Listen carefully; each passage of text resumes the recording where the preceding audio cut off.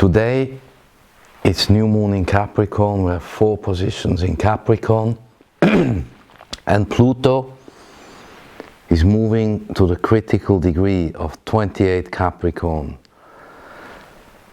The Secret Destiny of America by Manly P. Hall.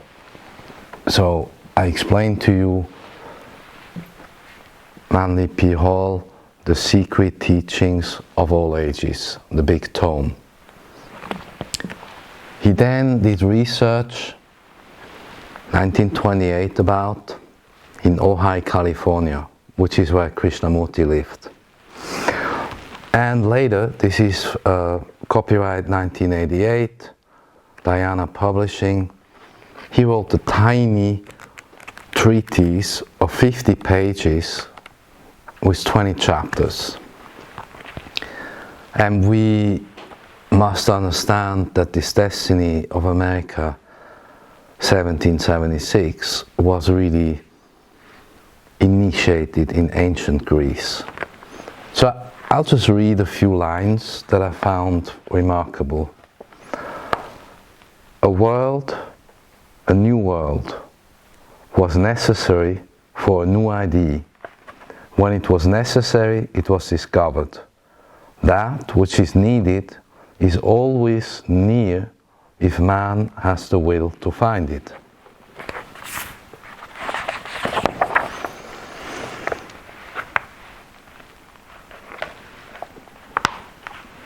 He goes into the dreams and visions of General McClellan,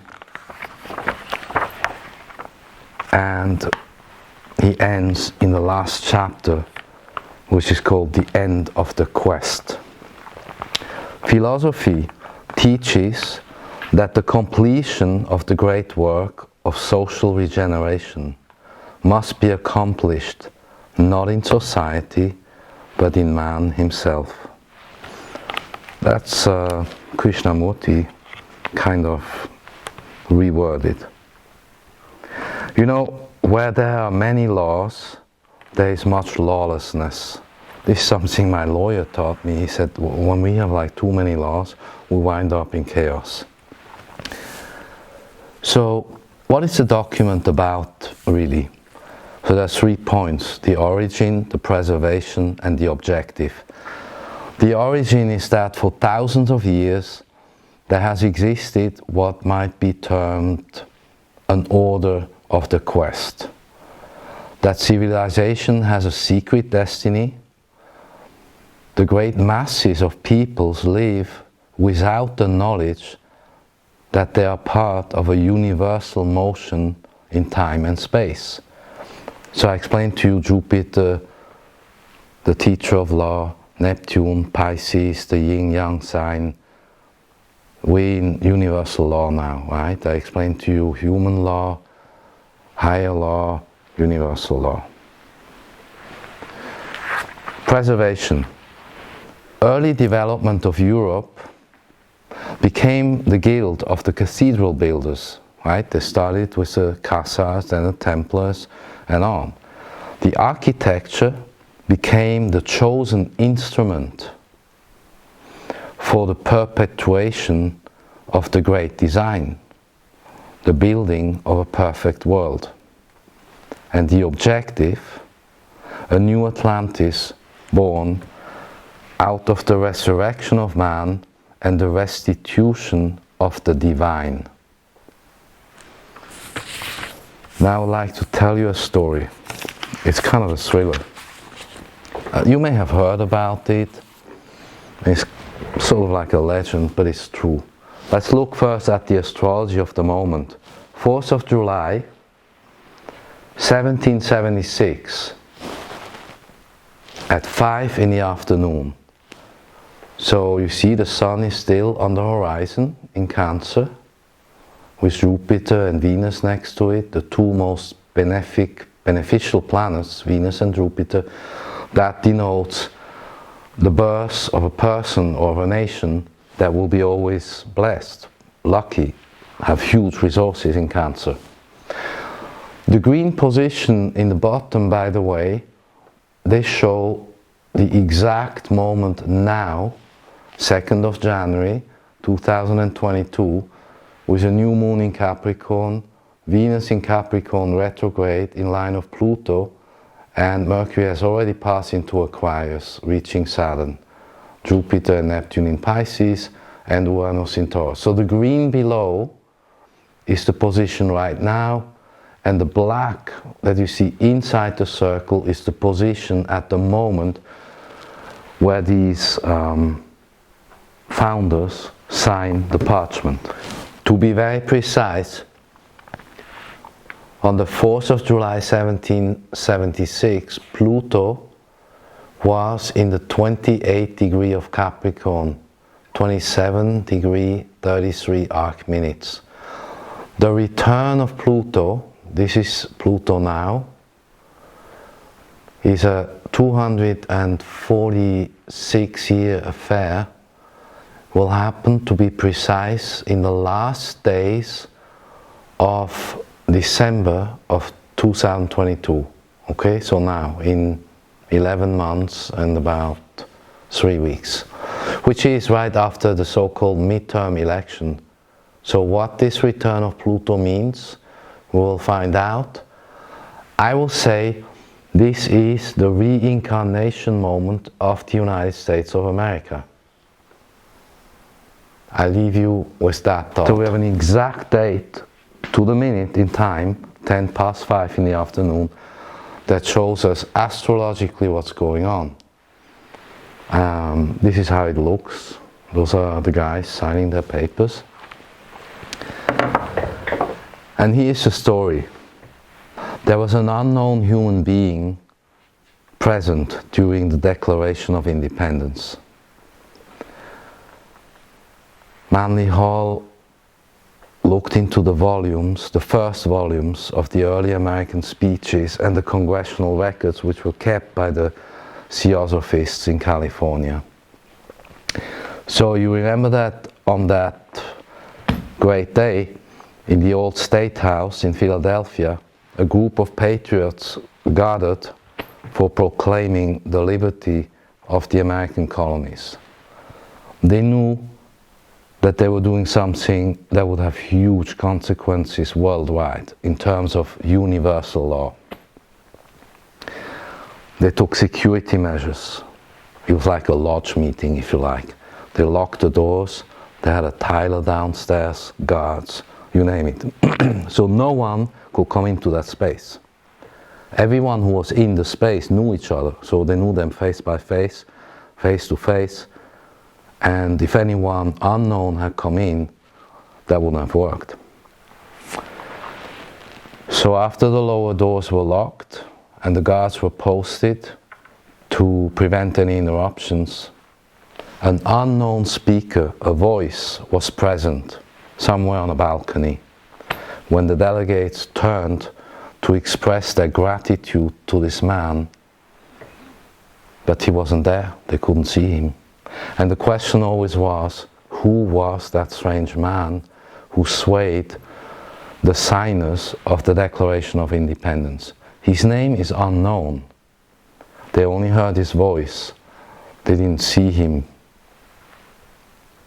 How he entered into the locked and guarded room is unknown, nor is there any record of the manner of his departure. You know, as a joke in between, maybe Trump is the reincarnation of the mysterious man. So, by the way, friends of mine and I have had such interactions, very few times. I personally had 2 such interactions. One of them was in late 2000 in West Palm Beach. You perhaps know that in late 1999 I had published a little treatise, kind of like this treatise here, and in which I had said, late 99, that there would be a recount of the election and Bush would then be president. And I did that together with Jack Barry and a publisher lady and a radio station, so there's enough witnessing of the fact that we did this. So a year later, the event comes around, the recount takes place, and we're in a restaurant where Jack Barry, the famous painter, great Irishman, and I used to have dinner together. And there comes this man up to us, very elegant, tall, very blonde, about 50 years old, clearly human or human looking. And he comes to us and talks to us and said, "You're Barry, the painter, you're St.Clair, the guy who made this prediction?" I said, "Yeah, sure." And we asked him, "Who are you?" And he said, "Well, okay, I work for the government," he said. We didn't get anything more out of him than he works for the government. And we asked him, "So what are you doing here?" He says, "I'm just observing this thing, the recount. I'm not managing it, I'm not overseeing it, I have nothing to do with it. I'm just observing it, and observing you guys and the people, because I want to know what's going on, how do the people react." This is all while they're recounting their hanging charts. And so we meet numerous times, maybe 6 or 7 times in a row, every evening, without appointment. Barry and I just go there because we do what we do every night, having dinner. And this man comes to us, sits down, he has dinner with us, talks to us, he explains to us the American Constitution, the esoteric history, what's going on right now at the end of the year 2000, and he asks me some astrological input, and we have really high-level, intense discussions. And then he says, "Okay, that's nice," and we say, "Okay, maybe see you next evening." And he's still there observing this stuff, and one day he was gone. I mean, he didn't come back. We didn't have appointments, but he just left. And Barry and I knew, because you know this like a cat would know from somebody, this was not a normal human being. I would say he was non-human, but not alien, because he looked like a real person, highly intelligent, super intelligent. He knew practically everything about everything that there is to know. And we had really very enlightening discussions for about a week or 2. Anyway, that's the way it went. He comes out of nowhere, leaves, we don't know. So we, process it. So you see, the planets, they align with the universe, with the universal law. And as Jiddu Krishnamurti said, only the profound transformation within the human being will change the planet.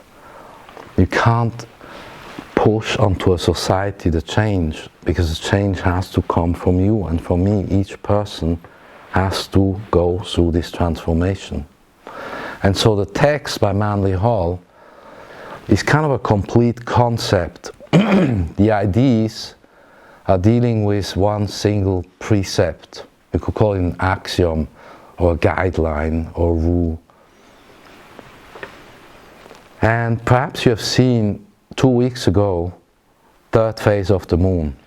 I like to say hi to those guys. They're brilliant, absolutely fantastic. They have received a film clip from a person who can, with a huge telescope, go into space and see what's going on. So you remember there was the comet, they called it the Christmas comet. Actually it was a solstice comet. And the encounter happened on the 17th of December of 2021. So that's precisely about 2 weeks ago. So imagine there's Venus and there's Earth. And in between comes the comet. That's throwing a tail as long as a distance between Venus and Earth. And behind you also see from the sun coming these waves. And then something absolutely remarkable happens. From behind the Earth comes an object about the size of the Earth, and as it is going right in line of the comet coming in, it opens what you describe as an umbrella, a shield, a parachute, a force field, something that clearly defends the Earth from the comet tail. So I explained to you in the last clip that Mr. 15 was after blank slate technology. And I'm not suggesting this is a human technology that we saw on the telescope film. And probably NASA didn't mean to show this to us, but one can clearly see an object moving in and opening up what we would call a force field that clearly seems to defend or make almost invisible the Earth from the other side to Venus. And in an additional clip, they then showed what looks like the eclipse of Venus. And as an astrologer, I can tell you there was no eclipse of Venus, there was nothing of the kind. So it was only that object that could darken out pieces, parts, a great part, more than 3/4 of Venus. Anyway, the point is, people will see it, that Earth is protected by a higher force, and when people see it, they begin to understand. You see, there are no secrets. It is more that people are unaware of the truth and of reality. Like, you can find this document, it's not secret, it's not hidden, it's published. And later, maybe about 20, 40, 50 years, we will get what is known as the scientific discovery of the human soul. At that point, I think, we'll be more up to par with the extraterrestrials and the aliens among us. My last point pertains to a video I made about 2 years ago. I called it The Holes in Human History. And the point is this: you know that the Jesuits just simply added an I or a J or a 1 to the years. So we're supposed to be now in 2022, but if you then take the 1000 away, we're perhaps really in 1022. And that would then move the history of the ancient Greeks, Atlantis before them, and the Declaration of Independence to another time zone. We then also see this proven because the astrological alignments don't match the history that's being talked about. We also know of photos. I've seen a photo of a castle in Germany taken at one point, and then about 300 years later, and same castle, same point, is no longer in relation to the surrounding environment. So there was a lake before around it, and then all of a sudden there's no more lake, nothing, it sits on a hill, but it's the same castle. So there's clearly a missing history. There's also added pieces of history that were basically interjected, put into the text. There's faked history. And so, largely speaking, most of what we know of our relatively recent human history, 2000 years, there are gaps of understanding, things that weren't there, things that were put in, and we're not really aware actually where we're at in time-space. So you have to think about these things for yourself, research. I said we need to be studying, not be ignorant, and yet not let the information that we receive, the stuff that we can find out, affect us. We need to protect our mind and move forward, being self-sustained, self-organized, and create our own new world, because each one has to do this on his own. Of course, you're going to do it not alone, isolated. You're going to be doing it with your neighbors, your friends, your family, and expand and network. And then as soon as you get there, I think in about 2 to 3 to 4 years, we will have a lot of people doing this kind of venture of staying their ground and staying in a way independent, but we're interdependent, but doing our stuff for ourselves and together. So this is the long and short of our history of where we are moving and what is the destiny of humanity. Because the destiny of America is not secret anymore. It's really the destiny of a universal republic. It's the destiny of the whole planet. So I leave you with that thought, and you make the best of everything that you can figure out and apply. It's very important that the information you get must be applied. It's not just in one ear, out the other. It's like you get it and then transform it into some activity that's productive and helps you and your entourage, the people around you. So you become the creator of a new reality. That's a power to create, right?